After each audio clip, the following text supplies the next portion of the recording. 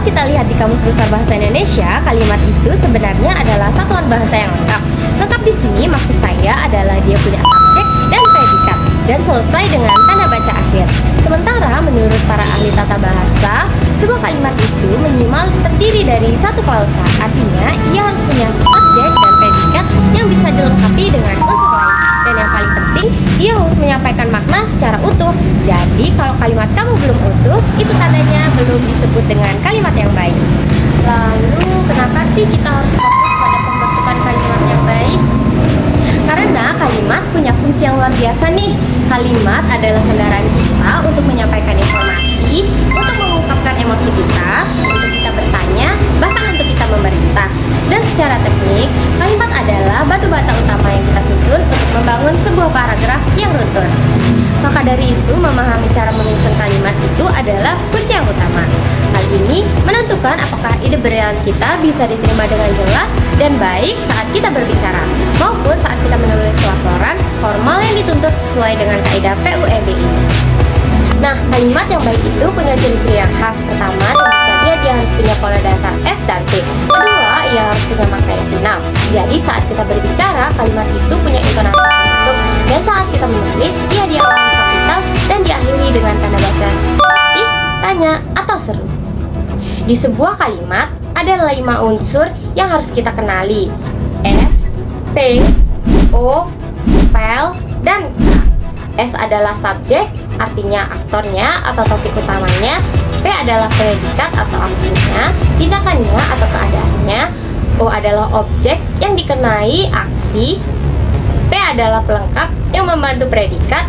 Dan keterangan adalah yang memberikan konteks tambahan, misalnya di mana, kapan, atau dengan cara apa.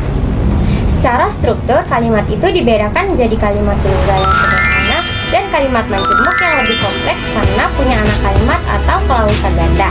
Secara tujuan, kita juga mengenal kalimat perintah atau deklaratif, kalimat tanya atau interrogatif, dan kalimat perintah atau imperatif. Terakhir, kalimat seruan atau ekslamatif. Lalu bagaimana sih cara kita menyusun kalimat yang efektif? Awali dengan subjek dan predikat. Pastikan 2 unsur ini ada dan jelas. Lalu selanjutnya susun logika. Pikirkan apakah urutan kata-kata kita sudah logis atau belum. Selanjutnya pilih diksi yang tepat. Jangan sampai salah pilih ya. Pilihlah kata yang membuat makna kita tidak rancu dan ambigu. Selanjutnya ada kunci penting, yaitu hindari memasukkan terlalu banyak ide dalam satu nafas kalimat. Kalau panjang nggak apa-apa, dipotong saja. Intinya ikuti pola paling umum dan aman, yaitu subjek, predikat, objek atau pelengkap, baru diikuti keterangan. Meskipun terlihat mudah, kita seringkali melakukan kesalahan yang sama. Yang pertama, hilangnya S atau P di dalam kalimat yang membuat kalimat tersebut menjadi menggantung. Selanjutnya ada subjek ganda. Misalnya, kita menggunakan kata yang berlebihan yang membuat subjeknya menjadi tumpang dan tindih. Selanjutnya ada kesalahan imbuhan dan kata depan. Contohnya, memisahkan di saat seharusnya kita gabung atau sebaliknya. Dan yang paling sering adalah kalimat yang terlalu panjang dan tidak efektif. Kesalahan-kesalahan kalimat ini harus kita perhatikan baik-baik ya. Kalau kalimat kita efektif, pesan kita pasti tersampaikan dengan baik. Mari kita lihat contoh kasus pelanjutan kalimat. Kalimat seperti bagi semua mahasiswa harap mengumpulkan tugasnya hari ini adalah tidak efektif. Mengapa? Karena penggunaan kata bagi menghilangkan subjek utama. Solusi mudahnya kita perbaiki menjadi semua mahasiswa harap mengumpulkan tugasnya hari ini.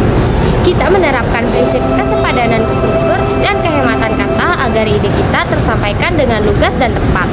Harapan saya, dengan memahami kaidah ini, kita semua dapat meningkatkan kejelasan komunikasi, meningkatkan kredibilitas karena pola pikir yang sistematis, dan menciptakan budaya literasi yang baik.